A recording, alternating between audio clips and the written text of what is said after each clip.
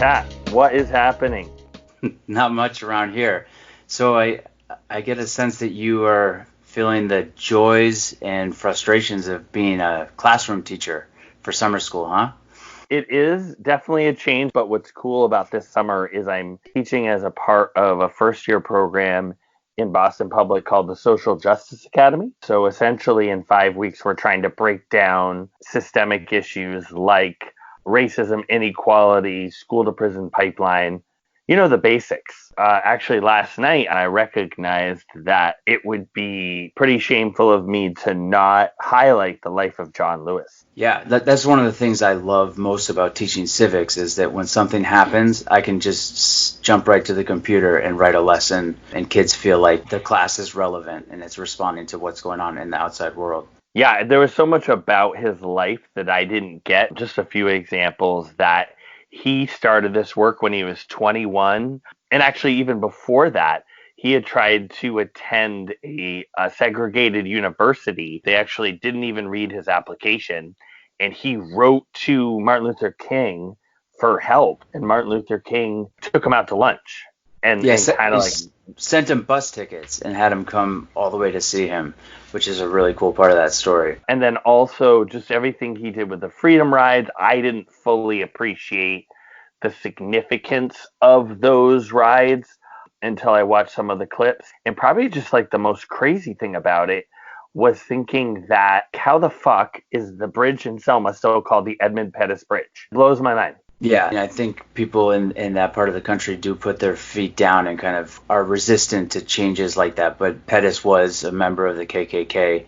I think one of the things that strikes me most about John Lewis was that when he jumped into activism, he knew full well, obviously, that he could face physical harm himself. But his parents had just they were sharecroppers, and then they had saved up enough money to buy a tract of land.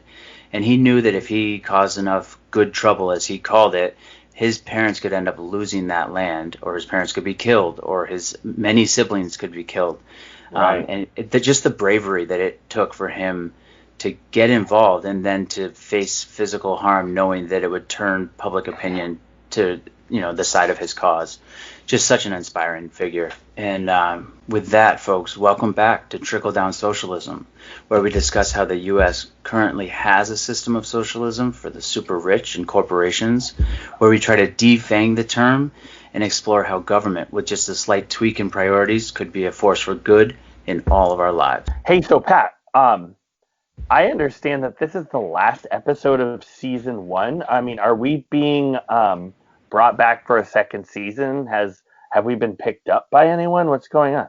So our sponsors have just pulled the plug. That's the issue. No, so we've brought on some new members of the team here. And I still have a job?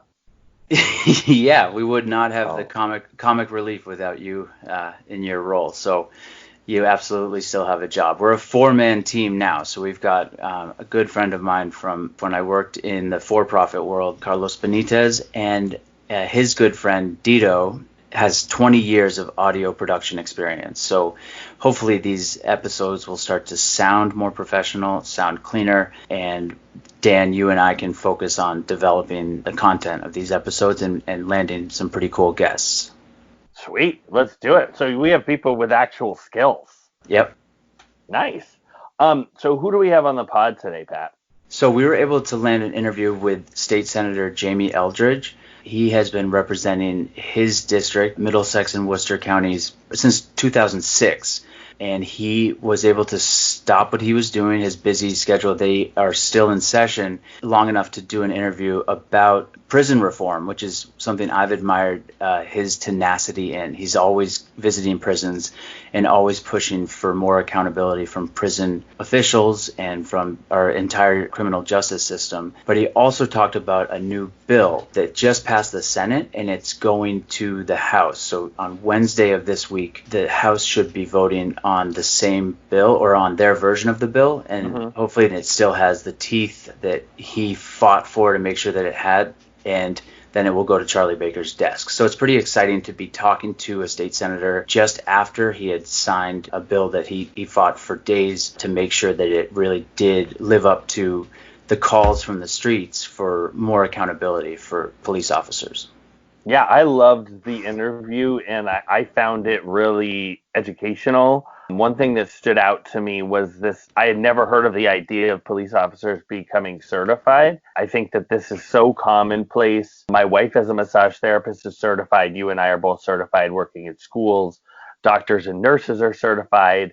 It just makes a ton of sense that we all treat our professions as opportunities for continuous growth. And then on the other edge of the coin, it would also make it much cleaner and easier to remove actors like Derek Chauvin, who had something like, 15 dings on his record. You would think that if there was a licensure process, that someone would have been able to challenge him or remove him much sooner, and George Floyd might still be alive.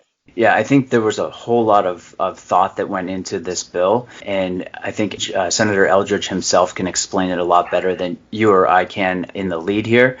So let's just go ahead to the interview with Senator Eldridge. And folks, And we'll see you in season 2. be on the lookout for the start of Woo! season 2, which should be in the middle or towards the end of next week. All right, folks, enjoy the interview.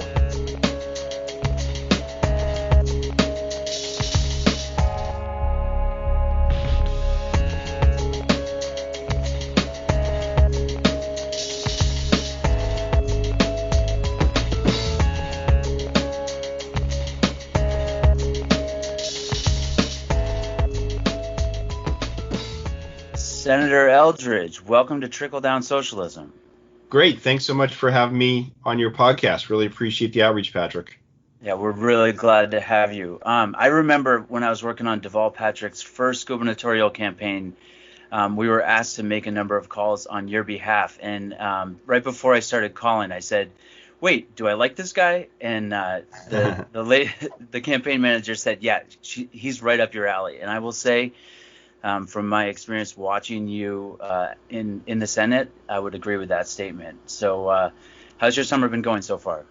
You know, it's been a pretty intense summer. You know, I feel like we've picked up the pace on passing legislation, and of course on Monday into Tuesday morning we passed a what I think is a comprehensive police reform racial justice bill. So really pleased with that, and hoping to get it to the governor's desk.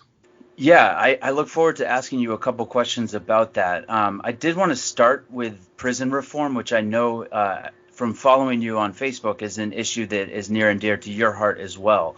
And specifically as it pertains to COVID, my mother-in-law was actually looking at numbers the other day, talking to us, and said, what's this spike in Shirley? She lives in Groton, Mass.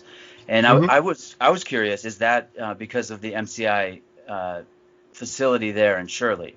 I think that's a key piece. The MCI Shirley has been a COVID-19 hotspot. I think it has been contained, but because of a variety of decisions by DOC, there was a real concern that it was going to become even worse. What can state legislatures do to protect those who are incarcerated here in the state? Well, there was a real big push by us to make sure that every prisoner had PPE, had access to disinfectant, soap, hand sanitizer. I would say the Department of Corrections did, sort of a mixed job, mixed review on that. And then we were making the point that for prisoners that weren't in prison for violent crimes, were close to serving their sentences, whether they should be released or just, given a ankle bracelet monitor, so they wouldn't have to be so close to each other. But, I think it's accurate to say that Governor Baker has been very much a tough on crime kind of governor and not really supportive of criminal justice reform. So very few prisoners have been released during the pandemic. We could do more in that front in terms of letting people out if they are not convicted of violent crimes or closer to their release date. Yes, absolutely. Absolutely. But the parole board, Department of Corrections has really been unwilling to do that. So the only prisoners released is those on medical parole, which means they had a terminal illness, so not really related to COVID-19. So there have been some released, but otherwise no one else has been released from our state prisons. the last question I have for you on reducing our prison population and prison reform is, what can we do as a state to try to reduce the number of people who are in prison? I've been watching District Attorney Rollins, and I think her approach is really progressive. I've been impressed with that. But what can we do on the state level? Yeah, well, DA Rollins has been a tremendous leader in really carrying out the vision, that she campaigned on, which is always something she reminds people is this shouldn't be a surprise. This is what she campaigned on. At the end of the day, it really is about state policy. The prison population is going down, and I think the next conversation is whether we're at a point where a prison should be closed, because if we're talking about real savings in the Department of Corrections, it really doesn't happen until prison closes. So that's a conversation that we're having. In a recent bond bill, there was a push by the Baker administration for about $50 million to build a new women's prison by the MCA Norfolk campus. And I was successful in getting language in the Senate bond bill that prohibited any money from going to build any new prison. Because as we know, if you build a new prison, they will come. There will be ways for people to be prosecuted to fill up our jails. And so we need to push back on that and use those resources for, human services, for job training, for people disproportionately impacted by the war on drugs. And I think that's a better use of taxpayer dollars. The interview we had was originally scheduled for last week at this time, but you and your Senate colleagues were really hard at work on a bill, S 2800, the Reform Shift and Build Act. Could you tell our listeners what is so exciting about this bill? It's a very comprehensive bill. I would also recognize that all of the provisions that many progressives were fighting for are not in the bill, but I think it's a very comprehensive approach. It establishes the post and post-SAC state training for police officers and state decertification. So for the first time ever, police officers would be certified, sort of given a state license to be a police officer. And if that police officer violated certain laws or was found guilty of violating someone's civil rights, they would be decertified as a police officer.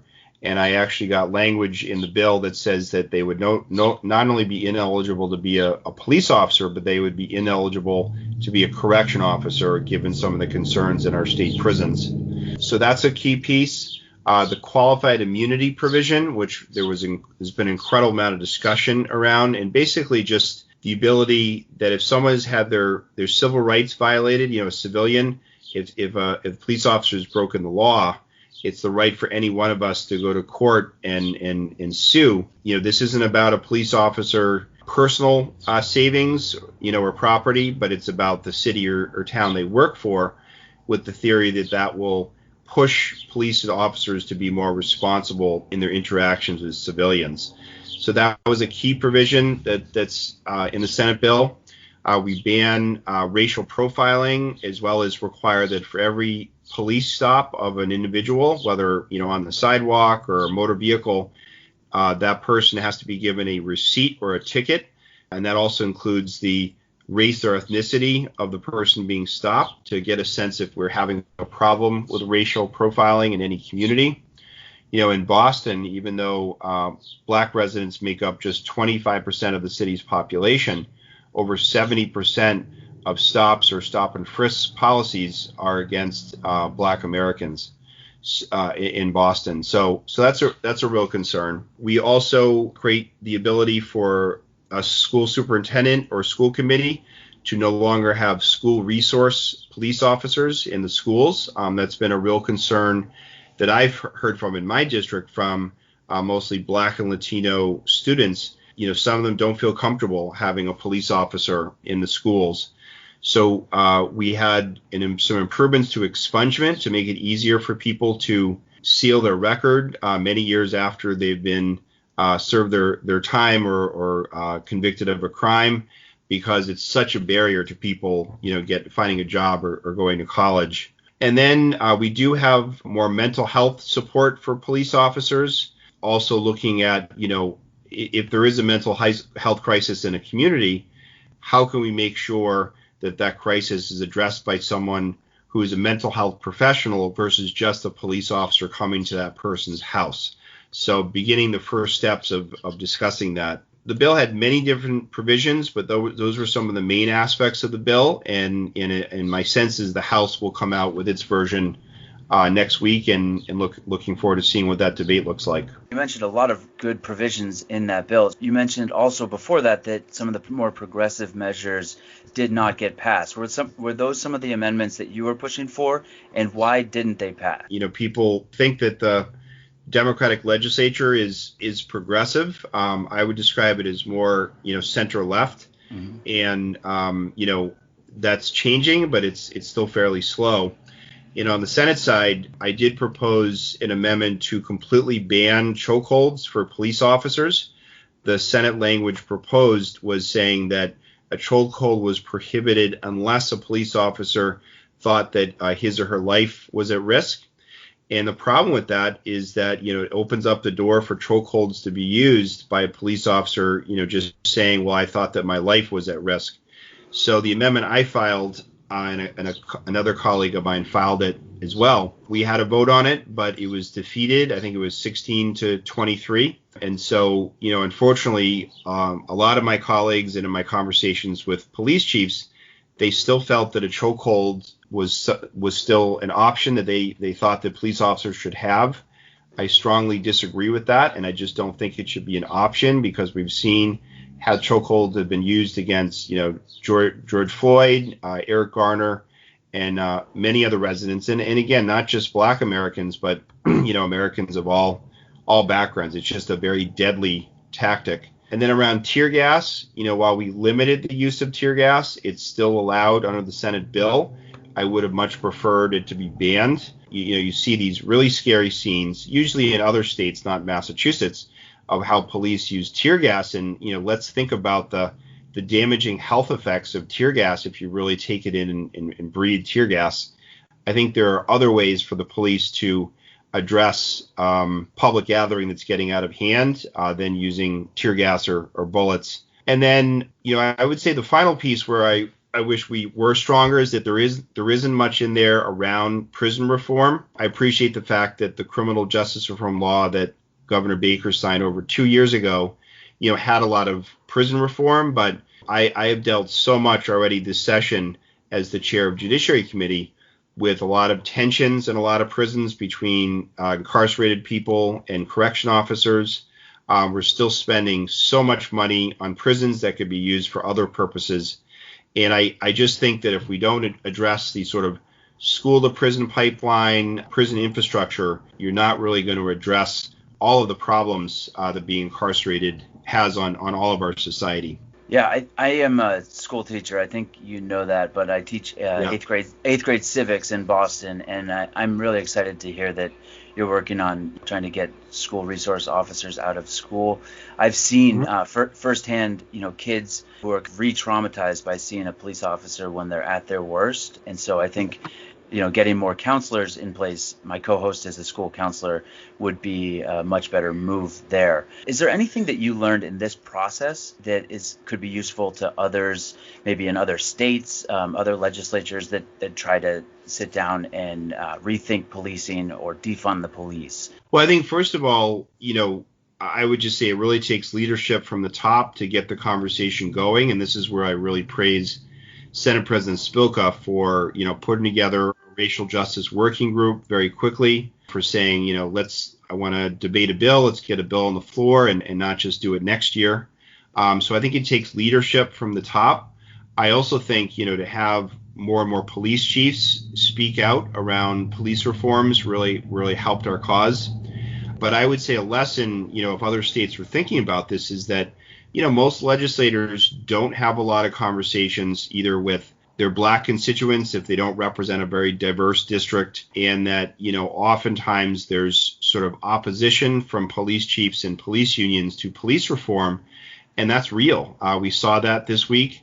We're going to continue to see it. And so, for constituents, for concerned residents who really want to push for police reform, they need to be, very vocal. During the debate over the Senate police reform bill, I was reaching out to some of the Black Lives Matter or racial justice groups that have popped up in my district to say, I'm glad that you're having a dialogue at the local level. I'm glad that you're still doing protests.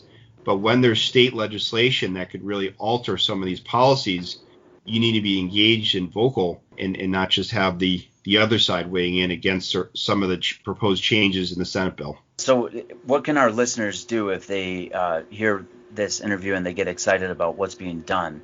What do you suggest is the most effective thing for the average resident to do in support? I think that state representatives and state senators are very accessible, willing to, talk on the phone with constituents, meet with constituents, to have those direct conversations, as well as to have those conversations with your police chiefs. Because if a police chief can get on board with police reforms, which we saw with the post and post-act bill, you can really create a change.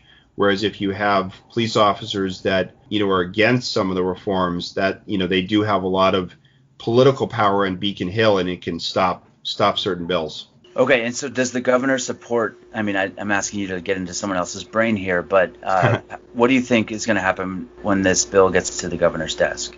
Well, I commend the governor. He came out with a post bill of his own around state decertification of police officers.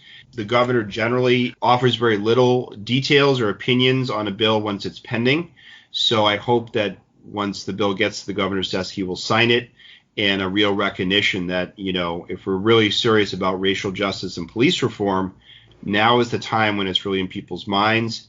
Can we do more? Absolutely, and we should next session, but we need to get this bill to the governor's desk. Senator Eldridge, I really appreciate you taking 20 minutes out of your day to talk to me, and I will hopefully be able to call you up in a few months or maybe 6 months and get you back on the show here, Trickle Down Socialism. But I appreciate the work you're doing in the Senate. Great. Well, Patrick, thanks so much for having me on the podcast. It was great to talk to you, and thank you for what you're doing, because it's really getting out the word. Much appreciated.